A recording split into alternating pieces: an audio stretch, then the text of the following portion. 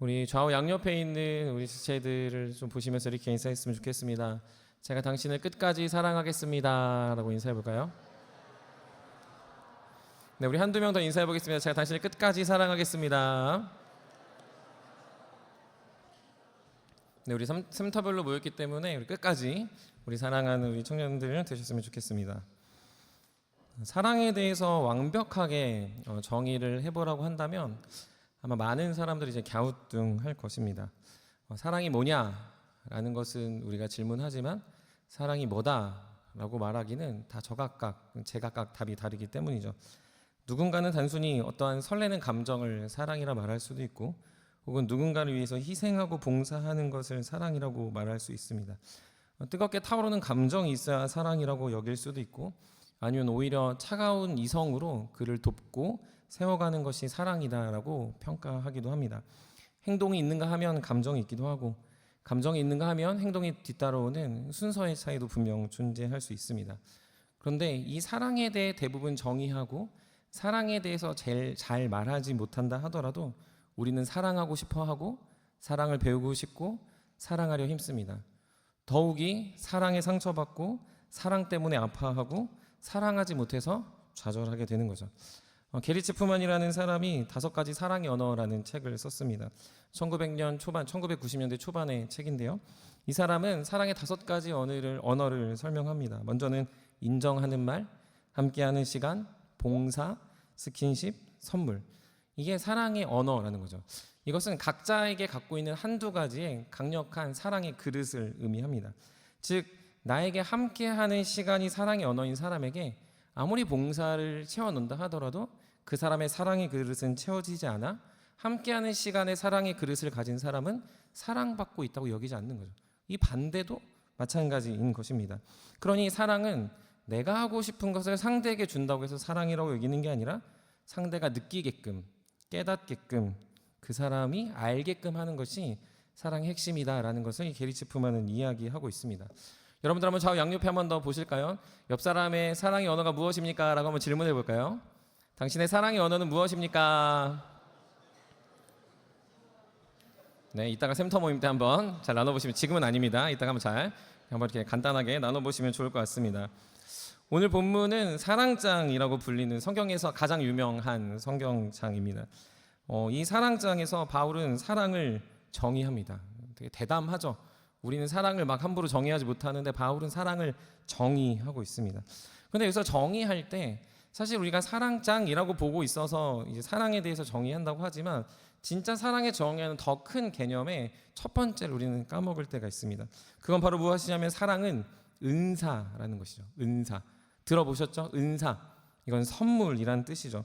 하나님은 사랑을 그냥 주고 싶은 사람, 안 주고 싶은 사람 이렇게 하는 게 아니라 모두에게 선물로 주셨다라는 거죠. 성도들에게는 반드시 이 선물이 주어지는데 그것이 사랑이라는 거예요. 왜 그러냐면 오늘 우리가 읽었던 고린도전서 13장 13절에 보면 하나님을 3가지의 선물을 명백하게 주셨다라고 이야기하죠. 그것이 무엇입니까? 그런즉 믿음, 소망, 사랑, 이 3가지는 항상 있을 것인데 그 중에 제일은 사랑이라. 다른 말로 말하면 무엇입니까? 하나님은 믿음, 소망, 사랑, 이 3가지를 다 줬다. 근데 그 중에 짱이 사랑이다라고 이야기하는 거죠. 그러니 하나님은 저 여러분들에게 사랑을 주신 거고 사랑을 통해서 우리는 하나님을 알아가야 되는 것이죠. 성경은요 이런 개념을 끊임없이 이야기합니다. 에베소서 2장 8절 9절에서도 구원은 하나님의 선물이다라고 이야기합니다. 빌립보서 1장 29절에서는 은혜도 선물이다라고 이야기합니다. 유다서 3장에서는 믿음도 선물이다. 다 하나님은 우리에게 필요한 것들을 선물로 주셨지 구매할 수 있게 돈을 주신다거나 그것들을 사라고 명령하신 적이 없다라는 거죠. 우리가 선물을 생각해 보면 보통 생각하는 지점들이 한 가지가 있습니다. 그것이 무엇입니까? 내가 필요한 걸 주는 게 아니라 상대방이 필요한 걸 주는 걸 선물이라고 하는 거죠. 혹시 누군가가 사랑하는 친구나 친밀한 사람한테 선물을 주는데 나는 이쁜 쓰레기를 줘야지 라고 말하는 사람은 아무도 없을 겁니다. 어떻게 해서든 그 사람이 잘 썼으면 하는 마음으로 그 사람이 뭘 갖고 싶어 했지, 뭘 필요로 했지, 그 사람의 뭐가 있으면 더 좋을까를 고민하며 준다는 거죠. 그래서 선물은요 내가 기빙, 주는 것에 초점을 맞추는 게 아니라 그 사람의 유징, 그 사람이 뭘 쓸지, 어떻게 쓸지에 대해서 고민하며 선물을 하게 됩니다. 물론 개 중에 너무 이렇게 작년에 기억나는데요. 거북이 등껍질을 선물로 준 것이 그 수정자매여서 인도했던 그게 있었는데 막 이렇게 이벤트식으로는 뭐 그런 선물을 줄 수도 있죠. 근데 내가 널 위해 준비해서 거북이 등껍질 이렇게 해야지는 사람은 아무도 없다라는 거죠. 양재형제가 받았었죠? 아닌가요? 양재형제가 이렇게 갑자기 매칭이 돼가지고 웃어주셔서. 네. 그러니까 이렇게 주는 거에 포커스를 맞추면서 선물 주는 사람은 없다는 거죠. 만약에 청년들이 저를 너무 사랑하고 목사님 너무 감사해요. 자 여기 불닭 소스가 있습니다. 목사님 제가 너무 좋아하는 마라 소스가 있어요. 목사님 너무 드세요라고 하면요. 저를 모르는 거예요. 저는요, 고마워요 하고 이렇게 뒤로 이렇게 버릴 것 같아요. 저는 매운 걸 잘 먹지 않고 마라는 왜 먹는지 전 아직도 아직도 잘 모르기 때문이죠. 매운 걸 잘 먹는 사람에게 막 불닭 소스면을 준다거나 아니, 마라 소스를 주는 건 저를 고려하지 않은 그냥 본인 난 선물도 주는 사람이야. 난 목사님한테 선물 줬어. 난 목사님한테 불닭 소스도 줬다. 그래서 자기 스스로를 자랑하는 사람이 지나지 않는다는 거죠. 반대로 저도 여러분을 너무 사랑합니다. 그래서 제가 여러분들한테 크로스핏 한 달권을 끊어서 하은자매 저랑 같이 다니려면 이 목사님 미쳤나라고 할 겁니다. 목사님이 나를 운동선수를 만들려나 지금 내가 하지도 않은 뭐 역도를 위해 들라고 하나? 라는 생각이 들 수 있겠죠. 이게 무슨 말인가요? 선물은요 주는 사람이 주체가 되지 않습니다. 내가 줬다 이런 건 별로 중요하지 않아요. 그 사람이 뭘 받고 싶은가, 그 사람이 뭘 필요로 하는가, 이 사람이 어떻게 사용할 수 있는가에 훨씬 더 관심을 둔다는 거죠. 우리는 잘 알고 있습니다. 이솝우화에 보면요 두루미와 여우의 예화를 알고 있어요. 여러분 그래도 이건 다 알 거라 생각합니다. 두루미와 여우가 만났죠. 그래서 서로 초대를 해요. 좋은 마음에 시작했습니다. 근데 초대했는데 기분이 나빠졌어요. 왜 나빠졌죠? 두루미가 여우 집에 갔는데 접시해 준 거예요. 못 먹는 거죠. 그래서 두루미가 열받아서 다시 여우를 초대합니다. 어떻게 주죠? 호리방 같은 데다 줍니다. 서로 좋은 마음으로 시작했는데 선물과 같은 그 음식의 대접이 상대를 고려하지 않았으니 호의로 여겨지지 않는 것이죠. 사랑하는 여러분, 사랑은 은사라고 말합니다. 왜 그럴까요? 사랑은 그냥 선물로 주었는 거예요. 사랑이 선물로 주었다면요, 그 주신 하나님은 우리가 어떻게 쓸 건지를 알고 주신 겁니다. 이게 어떻게 쓰여야지를 명확하게 알고 이게 우리한테 너무나도 필요하다는 걸 알기 때문에 우리에게 사랑을 주었다는 거죠. 사랑을 주면 얘네가 버릴 거야. 사랑을 주면 얘네는 반드시 폐기 처분할 거야 라고 해서 사랑을 적당히 준 게 아니라는 거죠. 사랑이 있어야만 되고 사랑이 없으면 안 되니까. 그래서 제가 서두에서 뭐라고 이야기했습니까? 우린 다 사랑을 사고 싶어요.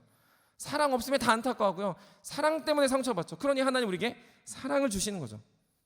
사랑하는 여러분, 그래서 하나님 우리에게 사랑을 선물로 주셨습니다. 그 선물로 주신 사랑을 가지고 우리는 뭘 해야 될까요? 자, 사랑하자 이게 아니라 그 사랑을 주신 하나님을 이해하고 하나님이 세상을 이처럼 사랑한 이 세상을 이해하고 하나님이 목숨 바쳐 죽으시고 부활하신 영혼들을 사랑하고 하나님이 핏값 주고 사신 이 몸된 교회를 사랑하라. 우리에게 그것들을 사랑을 잘 사용하라. 사랑을 주셨다라는 사실입니다. 사랑하는 여러분, 하나님은 이것을 구매 품목에 넣지 않으셨고 선물의 품목에 넣으셨다는 걸 기억하셔야 됩니다. 그러니 우리는 이 사랑을 가지고 어떻게 하면 믿음 생활, 믿음의 원리, 신앙의 첫걸음을 내딜지를 고민해야 된다는 거죠. 그런데 여기서 끝나지 않습니다. 이 선물은요, 선물을 받는 사람과 맞아떨어져야 돼요. 여러분 잘 생각해 보세요. 선물을 제가 줬어요. 근데 선물이 안 어울려. 그러면 이건 선물 잘못 준 겁니다. 요즘은 그런 사람이 없습니다. 저한테 갑자기 요즘은 그런 걸 입지 않아요. 뭐 쫄티를 줬다거나 이렇게 그 헬스 장로님 혹시 아세요? 헬스 하시는 이렇게 나시티 막 겨드랑이 보이고 뭐 이런 걸 줬다 그러면 감사해요. 성경자매 이렇게 인상 써주셔가지고 이게 뭐 그러면은 이렇게 맞지 않는 거예요. 전 그런 걸 저도 절대 입지 않습니다. 도겸이 주면 도겸 입을까 말까 하는 거죠. 선물과 사람은 비대칭을 이루지 않습니다. 선물 이퀄 사람이고요. 사람 이퀄 선물이어야 그 선물이 어울리는 거죠. 여러분 잘 생각해 보세요. 인생이 명품이 아닌데 명품을 걸치고 다니는 사람을 우린 속으로 졸부라고 합니다. 왜 그렇죠? 그것과 그 사람의 존재가 어울리지 않기 때문에 그냥 돈 벌어서 비싼 거 하고 다니는 거나 말하지 저 사람은 정말 명품 인생이야라고 그 사람 말하지 않죠. 그래서 우리 속에 우리가 괜히 명품 못 가지니까 명품을 가진 사람들을 속으로 깎아낼 때 저 사람은 정당하게 돈을 벌었나라고 저만 그런가요? 그렇게 생각을 할 때가 있는 거죠. 삶이 아무리 화려해 보여도 인격이 무너진 사람이 아무리 대단한 가치가 있는 물건을 가진다 하더라도 그 사람의 삶과 그 사람의 물건의 가치가 우리가 생각하는 가치가 연결되지 않으면 그건 어울리지 않는다라고 말합니다. 영국에는요 특이한 문화가 있습니다. 영국 유나이티드 킹덤, 저 영국을 갔다 왔었는데요.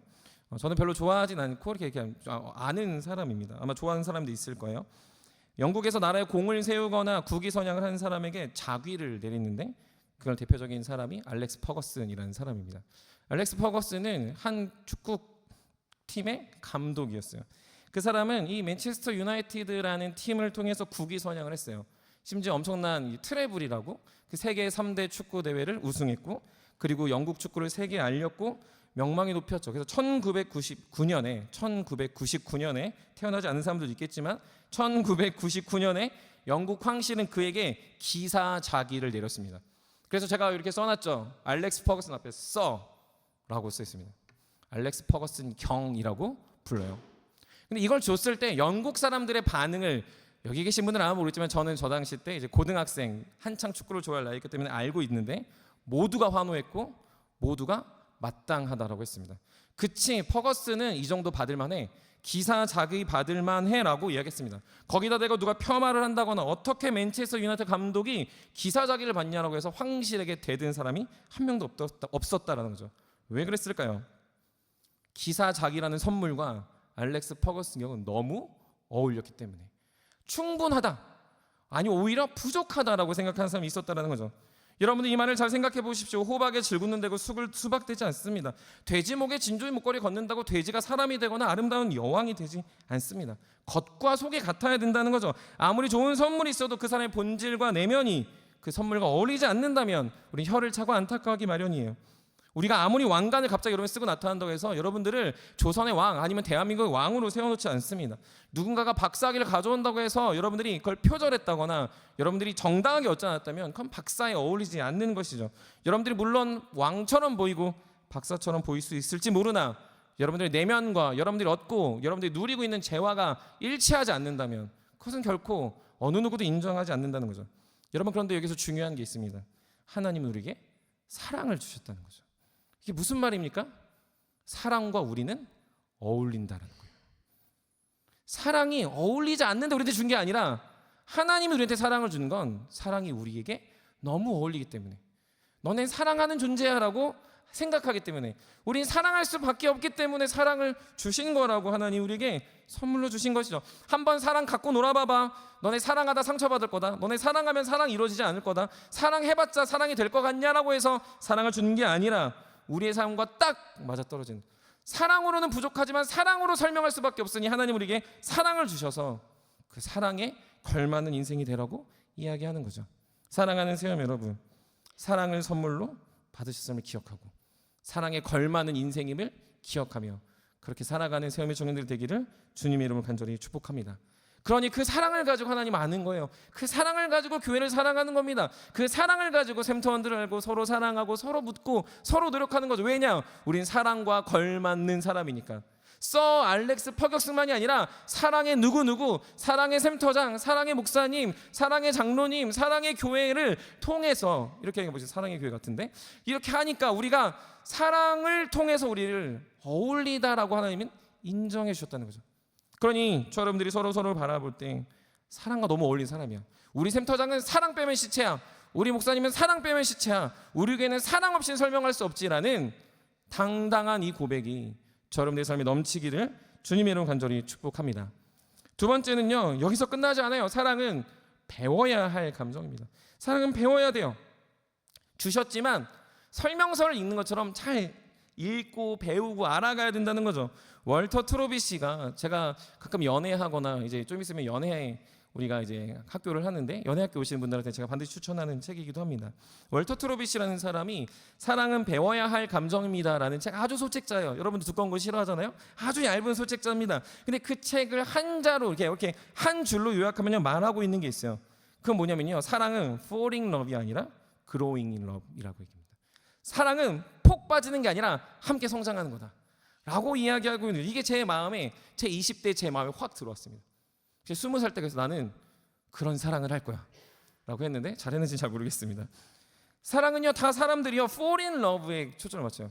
내가 사랑에 빠졌지, 내가 저 사람을 사랑하지, 내가 사랑하는 거야, 내가 사랑하는 거야, 저건 내가 사랑할 만하지, 저건 사랑하고 싶어라는 fall in love에 꽂혀 있지만 성경은 뭐라고 얘기냐면 growing love, 내가 사랑으로 성장하는 존재야, 사랑을 배워가는 거야라는 것에 더 관심을 두고 있다라는 거죠.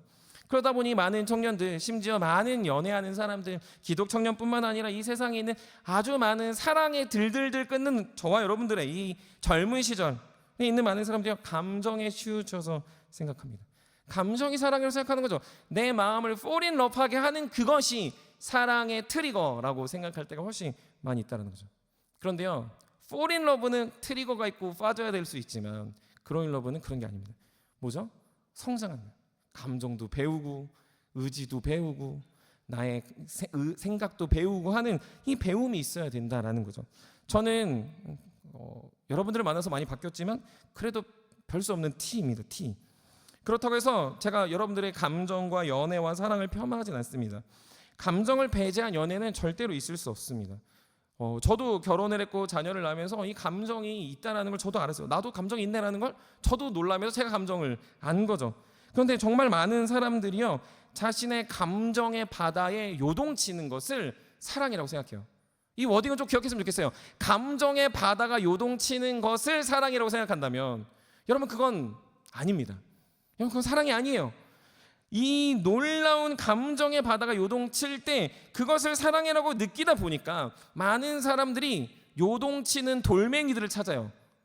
외모, 몸매, 스펙, 돈, 자신의 분위기, 어떤 그 사람의 전망, 그 사람의 어떤 감성 등이 내 마음의 감정의 바다를 요동칠 때 저 사람이구나, 저게 사랑이구나, 저 사람을 만나야 되는구나라는 생각들을 한다는 거죠.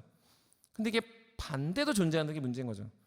나의 감정의 바다에 좋은 돌멩이도 떨어지는데요, 나쁜 돌멩이도 떨어져요. 어떻게 떨어지는지 압니까?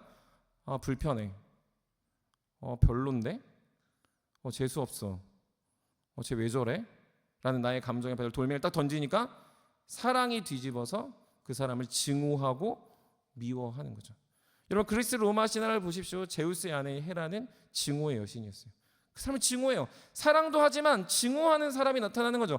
감정의 바다가 요동칠 때 긍정적인 건 사랑이라고 말할 수 있을지 모르지만 감정의 바다에 요동치는 것을 사랑이라고 여기는 사람들이 살아가는 세상 속에 너무 많은 증오심이 발생하는 건 우리가 감정에 빠져서 사랑을 착각하기 때문에 많은 사람들이 몰려들고 있다는 거죠. 여러분들 어디 유원지를 가거나 그럴 때 물고기에 밥 줘보신 적 있으신가요? 애기들 있으면 이제 그런 데 많이 가는데요. 이게 잉어들이 이렇게 쫙 있어요. 그래서 이렇게 뭘 던지거든요. 새우깡이도 뭐 이렇게 던져. 그러면은 진짜 미친 듯이 달려듭니다. 근데요, 그걸 보면서 느낀 게 청년들이 그래요. 사랑하면 막 달려들어요.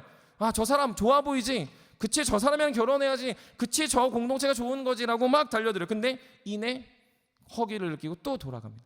또 달려들고 또 달려요. 계속 반복하는 일만 있는 거죠. 저게 나한테 좋은 건지 안 좋은 건지, 저게 나한테 유익한 건지 안 좋은 건지를 전혀 생각하지 않고 그냥 달려드는 거에 반응한다라는 건 지금 우리의 감정의 바다를 요동치는 것에 익숙해져서 살아가게 된다는 거죠. 여러분들 그러다 보니까요, 많은 청년들이 첫눈에 반했다, 나의 마음이 동한다, 저 사람을 안 좋아할 이유가 없다라는 것으로 감정적인 측면에 끼어들어 어떤 연애를 하거나 공동체를 고르거나 아니면 교회를 평가하는 일들이 있습니다. 물론 그렇게 시작은 할 수 있습니다. 저도 말했다시피 감정을 배제할 수 없으니 그럴 수 있어요. 하지만 그렇게 하는 많은 사람들이 결국 어디로 빠져들면 자신의 감정의 바다가 처음에는 작은 돌멩이 하나였지만 시간이 지날수록 큰 게 필요해요. 더 큰 게 필요하고요, 더 큰 게 필요합니다. 예전에는 보기만 해도 좋았던 사람을 성적으로 문제를 일으킨다거나 아니면 잠자를 갖는다거나 아니면 자신의 생각을 더 투입해서 그 감정을 요구한다거나 이 연애 관계에서 일어나는 무수한 일들이 우리 안에 계속 발생한다는 거죠. 왜 그렇습니까? 감정으로 시작해서 감정으로 이끌고 감정으로 끝맺으니 자신의 감정의 바다에 하나 돌 던졌던 걸 2개, 3개, 4개, 5개 계속 던지면서 사랑을 확인하고 싶은 인간의 욕구만 남는다는 거죠. 반대도 존재하겠죠. 불편하고 짜증나고 안 맞는 사람들을 향해서 극도로 예민해요. 그래서 그런 사람들은 견딤과 인내와 성실함의 열매를 잘 알지 못합니다. 그래서요, 그들의 감정을 힘들게 하는 사람들은 어려워하고 불편하고 밀어내기에 급급해야 한다는 거죠. 많은 사람들이 fall in love를 사랑이라고 생각하니 그냥 사랑은 느끼는 거야, 사랑은 감정이야, 사랑은 내가 잘 느끼면 사랑이고 느끼지 못하면 미워하고 증오하면 돼라고 말하니 많은 사람들이 사랑을 오해하는 거죠. 오늘 본문인데요, 4절부터 7절은 사랑은 이거다, love is 땡땡땡이라고 해서 바울이 정의를 합니다. 그런데 저는 이 본문을 읽으면서 원래 우리 읽었던 본문 말고 제가 주일 아침에 지금 청년들하고 읽고 있는 새한글 성경 버전이 있습니다. 새한글 성경 버전이 있는데요. 제가 화면을 준비했습니다. 우리 한번 좀 길지만 좀 어색할 수 있지만 한번 또박또박 우리 한번 4절부터 7절까지 한번 잘 읽어보셨으면 좋겠습니다. 읽겠습니다. 시작. 사랑은 참습니다. 다정합니다. 사랑은요 시샘하지 않습니다. 사랑은 우쭐대지 않습니다. 거들먹거리지 않습니다. 무례하게 행동하지 않습니다.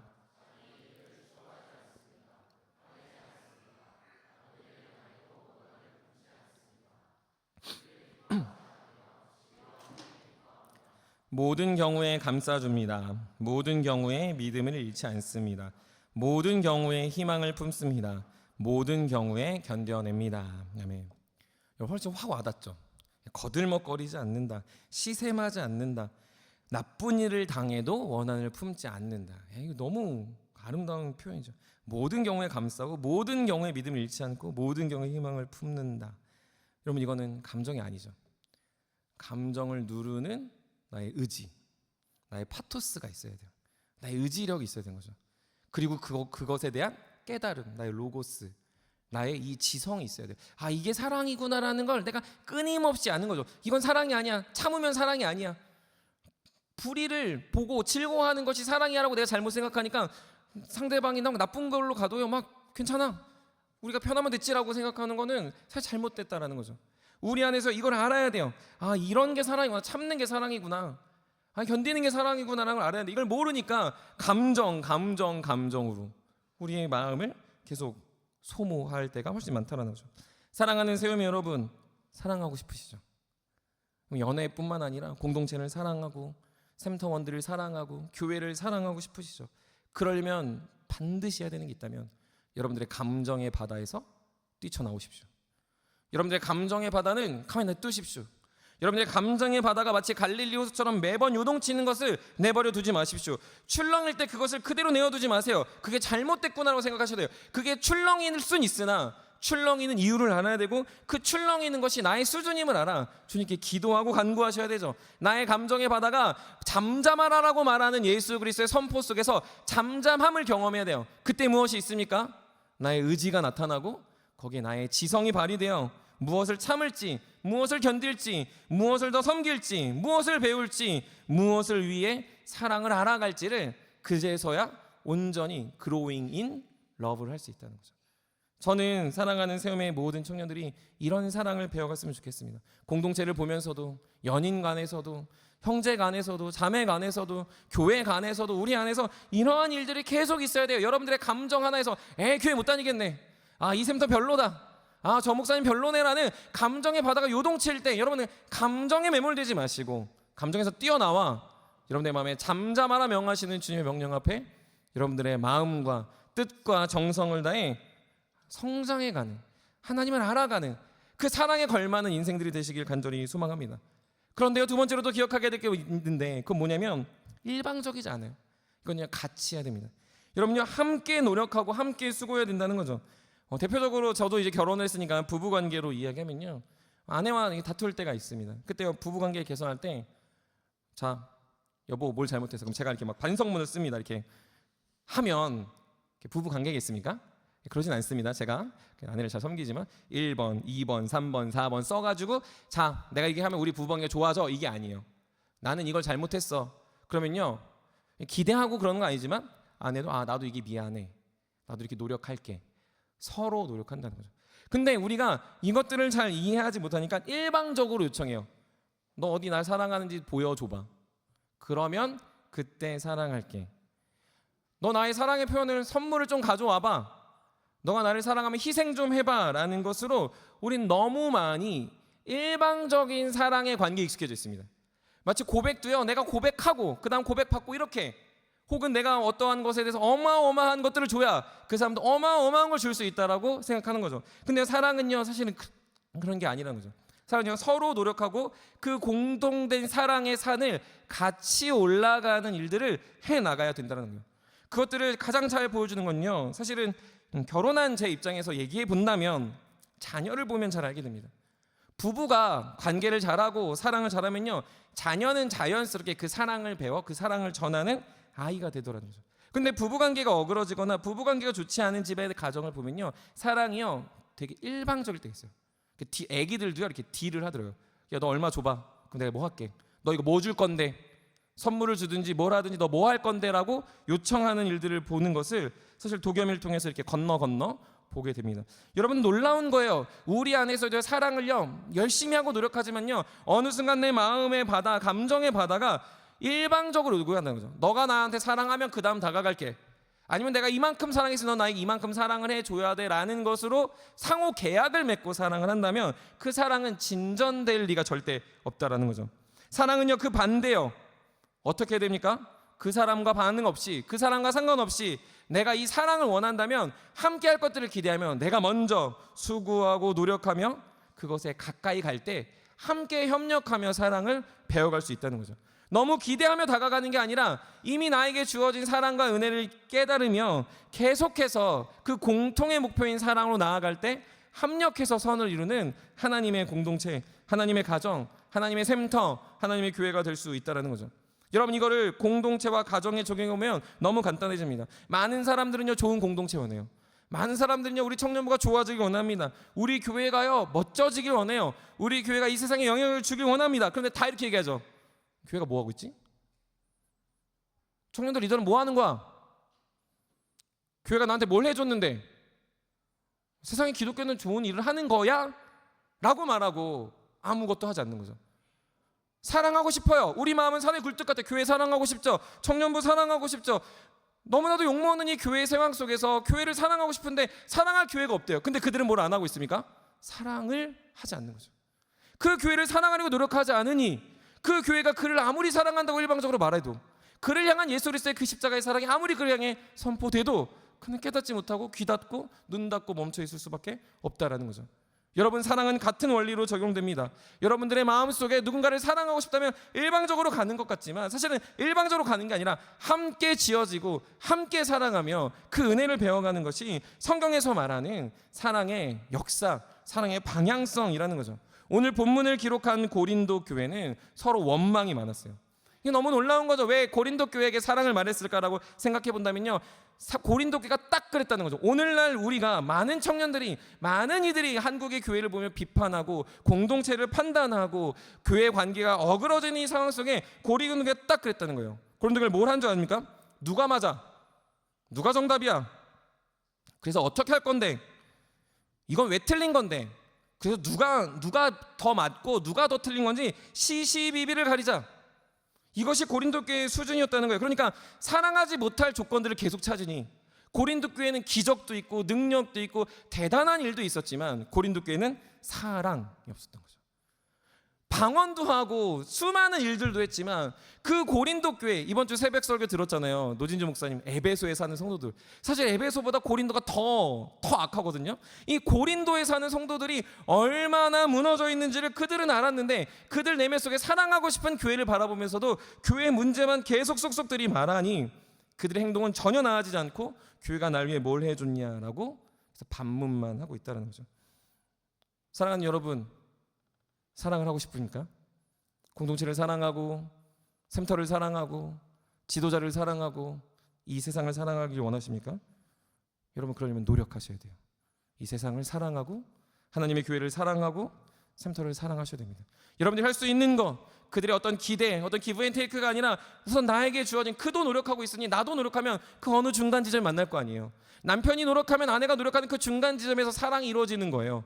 샘터장이 노력하고 샘터장이 노력하는 그 중간 지점에서 사랑의 교제가 이루어진다는 거죠. 당회가 노력하고 교회가 노력하면서 그게 하나가 되어 아름다운 교회로 발돋움할 수 있다는 거죠. 무엇입니까? 사랑을 왜 안 해주냐가 아니라 내가 먼저 사랑할 때 그 사랑의 지점에 만나 함께 하나님의 교회를, 하나님의 공동체를 세워갈 수 있다는 거죠. 사랑하는 세움의 청년들은 그래서 왜 사랑을 주지 않느냐라는 당위를 내세우기 전에, 주님, 제가 이 교회를 사랑합니다. 주님, 제가 주님의 몸된 공동체를 사랑합니다.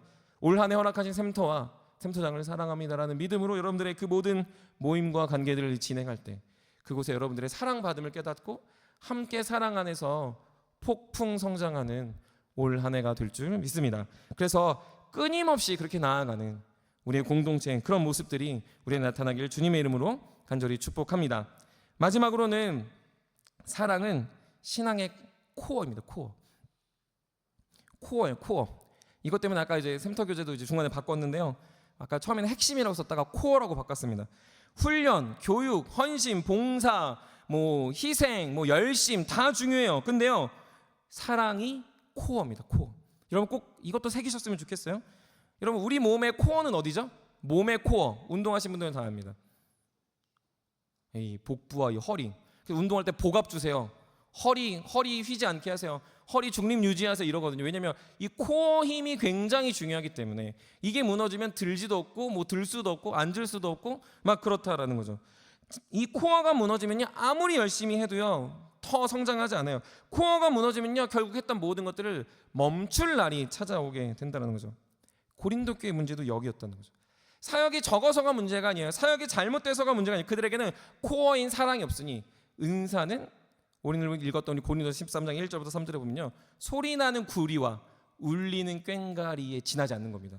사랑이 없으면 아무것도 아니다. nothing이라는 건 아무것도 아니라고 성경은 이야기하는 거죠. 무엇을 해도 삐걱댈 수밖에 없고 무엇을 해도 잠깐 들 수는 있지만 그것이 지속되지 않으니 코어인 사랑이 없는 고린도 교회요, 코어를 가져라라고 이야기하고 있다는 거죠. 제가 사역을 청년부 사역을 계속 이렇게 몇 군데를 했습니다. 지금까지 사역을 하면서 그 첫 만남 때 이렇게 오면서 청년들이 훈련하고 변화하다는 사람들의 공통점이 있더라고요.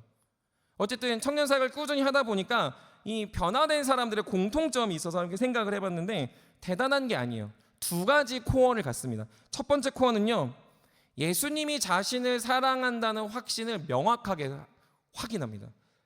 자신의 죄를 고백하는 것을 멈추는 게 아니라 자신을 예수님이 너무 사랑하셔서 그분은 선하신 나의 목자라는 고백을 자신의 입술로, 자신의 삶으로 드러내요. 근데 여기서 끝나지 않습니다. 두 번째가 있습니다. 두 번째 더 중요한 코어. 그것을 가르쳐준 지도자 혹은 양육자 혹은 그것을 도와준 스승과 함께 그 사랑을 점점 더 발전시킵니다. 다시 말하면요, 예수님에 대한 사랑을 깨닫고요, 자신이 예수님의 사랑을 깨달을 수 있을 때까지 도와준 사람에 대한 감사와 감격이 자신의 삶에 잘 각인된 사람들이 결국 진짜 변화되더라는 거죠.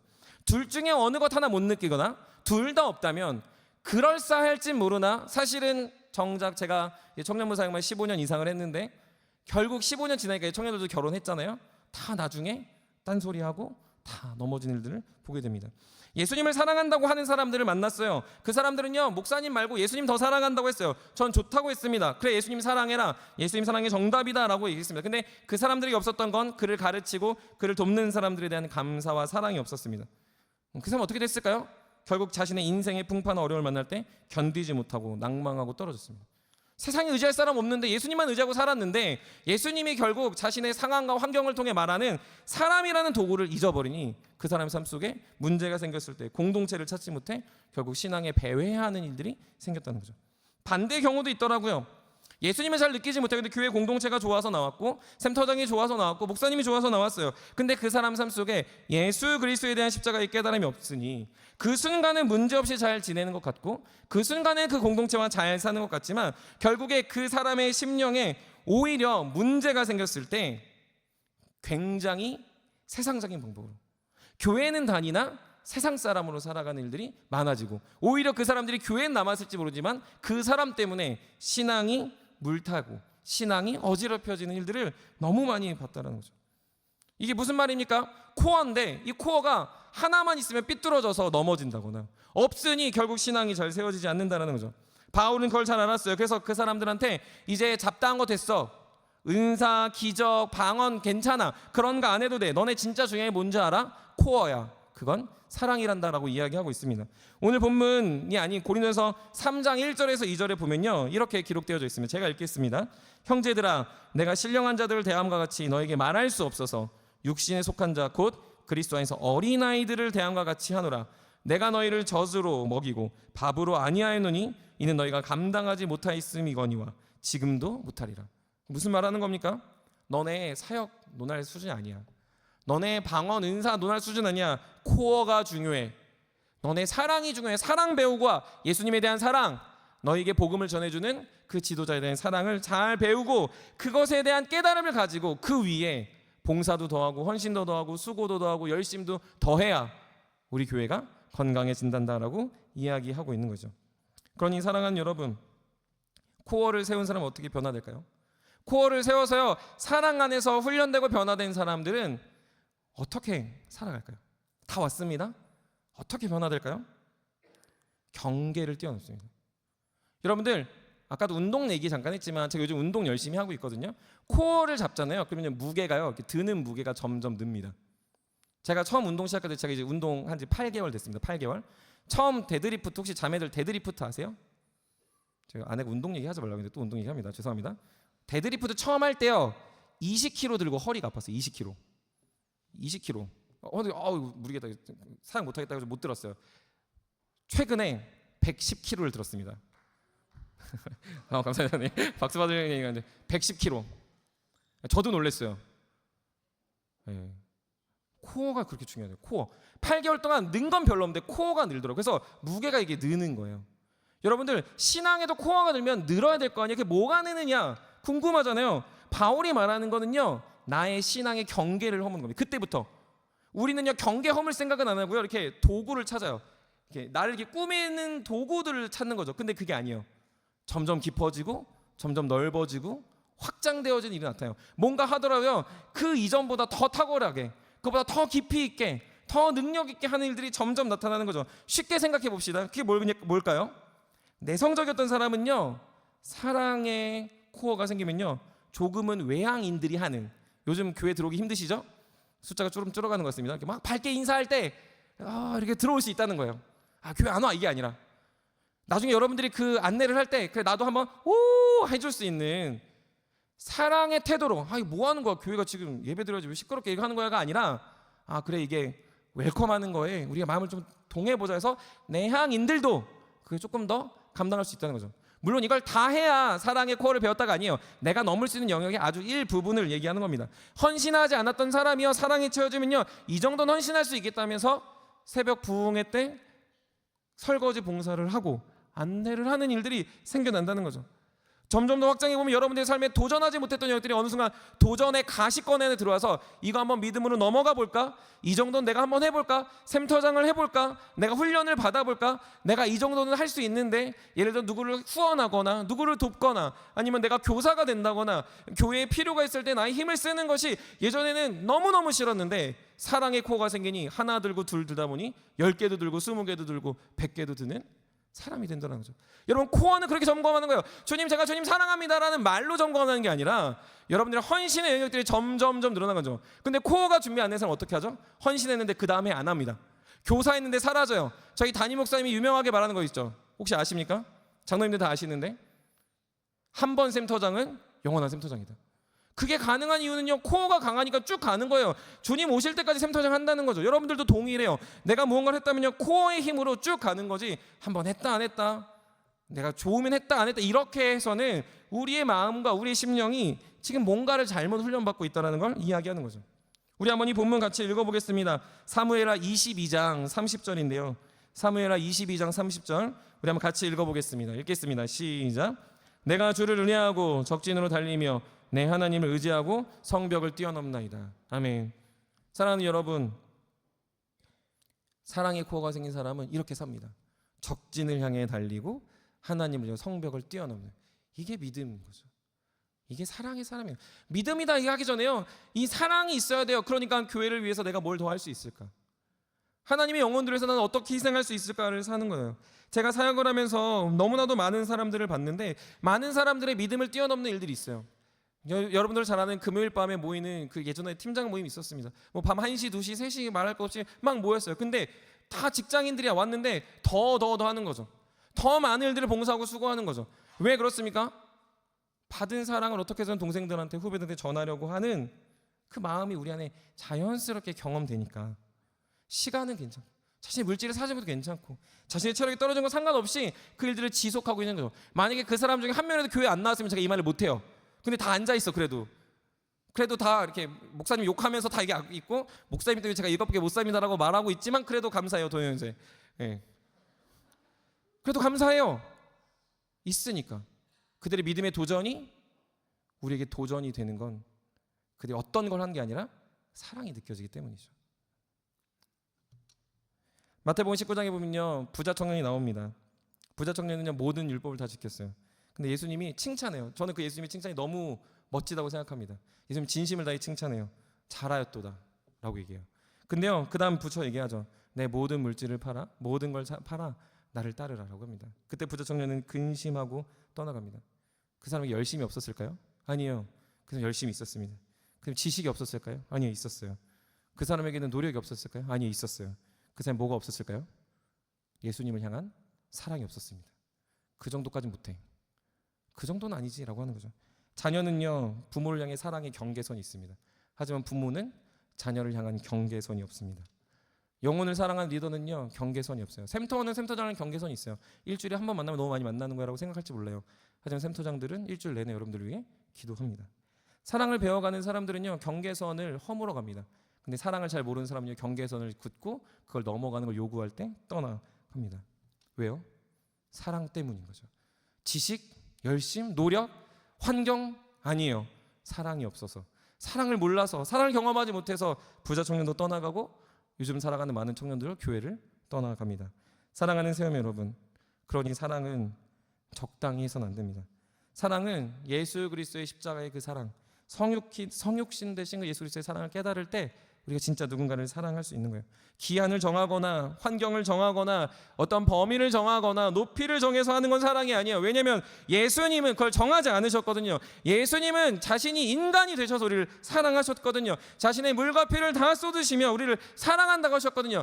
하늘 보좌 올라가신 그분은 여전히 우리를 위해 기도하시거든요. 그분의 제한은 없습니다. 그분의 리미티드는 없다는 거죠. 왜요? 우리를 사랑하시니까, 끝까지 사랑하시니까 그런다는 거예요. 근데 우리는 사랑한다고 말하고 사랑을 배우고 싶다고 말하지만 다 제한 걸고 있다면 그건 사랑하지 않는 거죠.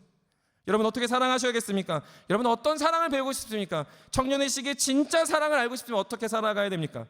경계를 허무는, 성벽을 뛰어넘는 믿음으로 주님께 달려가는 사랑하는 세움의 청년들이 되길 주님의 이름으로 간절히 축복합니다. 그것이 사랑을 배우는 것이고, 그렇게 살아가는 사람들을 통해 예수 그리스도의 놀라운 사랑이 우리 공동체 안에 펼쳐질 수 있다는 것이죠. 그러니 주 안에 사랑하는 세움의 여러분, 이 사랑으로 초대합니다. 믿음의 원리를 배워간 올해 세움이 신앙 첫걸음 5번째, 이 사랑의 핵심은 무엇입니까? 이 사랑의 도전에 우리 함께 동참하여 올 한 해 우리가 경험될 건 제가 이것도 했습니다, 저것도 했습니다가 아니라 사랑을 배웠습니다. 사랑을 깨달았습니다.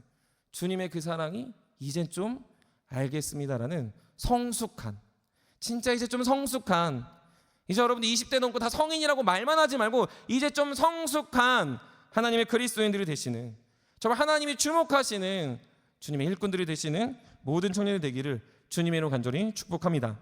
말씀 마무리합니다. 저는 제 개인적으로 생각할 때 신앙의 가장 어려운 영역이 뭐냐라고 묻는다면 저는 사랑입니다. 기질이 T이기도 하지만요, 원래 감정적으로 좀 어렸을 때 상황도 있고, 예전에 어렸을 때 이 지내왔던 환경들이 있다 보니 감정을 표현하고 감정을 드러내는 것이 굉장히 어색하고 불편한 사람입니다. 아내가요 맨날 그래요. 수고했어. 이게 뭔가 표현하고 막 노력하면요 대단하다. 이 정도도 난 참 족하다. 그래서 제가 그런 아내랑 살고 있어서 늘 감사합니다. 사랑을 잘 표현하지 않는 남자 무리에서 지냈고, 그리고 뭔가 이렇게 나쁜 남자, 저희 때 나쁜 남자 무리에 제가 많이 있었어요. 그러다가 제가 주님을 만났고 저를 훈련시킨 목사님도 만났습니다. 그래도 사랑이 제일 어렸어요. 내가 예수님 좋아하고 내가 목사님 너무 좋아해서 사랑을 배웠는데, 그들 외에는, 예수님과 그 목사님 외에는 사랑하는 게 너무 어려운 거예요. 쟤는 저래서 싫고, 저 형은 저래서 안 되겠고, 저 목사님 아들은 저래서 교회 좀 안 나왔으면 좋겠고, 저 리더는 왜 리더를 하고 있는지, 저 집사님은 왜 저기 있는지. 그래서 저는 그 목사님을 사랑한다 말했고 예수님을 사랑한다 말했습니다. 사랑의 종교와 제가 가까워지는데 저는 점점 날카로워졌어요. 제 의와 제 열심으로 날카로워진 거죠. 그래서 하도 날카로워지니 주변에서 청년들 들으셨죠? 아시죠? 제가 어렸을 때 별명은 얼음 송곳이었습니다. 너무 차가운데 맨날 후벼 판다고. 그렇게 1년을 지내고 교회를 한 군데 두 군데 사역지로 옮기면서 그때 사역을 하면서 많이 배웠습니다. 사랑도 배우고, 그리고 결혼도 하고 자녀도 낳으면서 사랑을 이렇게 배워가게 됐어요. 그때 정말로 하나님이 나에게 사랑을 가르치는 것들을 아주 이렇게 켜켜이 아주 미세하게 막 배워갈 수 있었던 것 같아요. 근데 그때마다 하나님이 나에게 가르쳐 주신 건 뭐냐면, 하나님이 내가 사랑이 없음을 깨닫게 하시면서 그분이 나를 얼마나 사랑하시는지를 더 명확하게 드러내신다는 거죠. 사랑을 하고 싶은 마음은 점점 굴뚝 같아지는데, 내가 사람들을 바라보며 사역을 하며 영혼들을 바라보며 내가 이렇게 사랑이 없구나라는 것에서 더 아파하고 더 간절히 그분을 구하게 하는 존재로 저를 세우신다는 걸 깨달았어요. 그래서 어느 순간 보니까요, 제가 어느 순간 보니까 T지만 좀 F스러워졌습니다. 인정하시지 않을지 모르겠지만 신방하면 좀 눈물도 나고요. 청년들 앞에서 체면도 구기고, 제가 지난주에 막 하트 이런 것도 했잖아요. 뭐 이런 것도 하고요. 제 시간 되게 중요한 사람이거든요.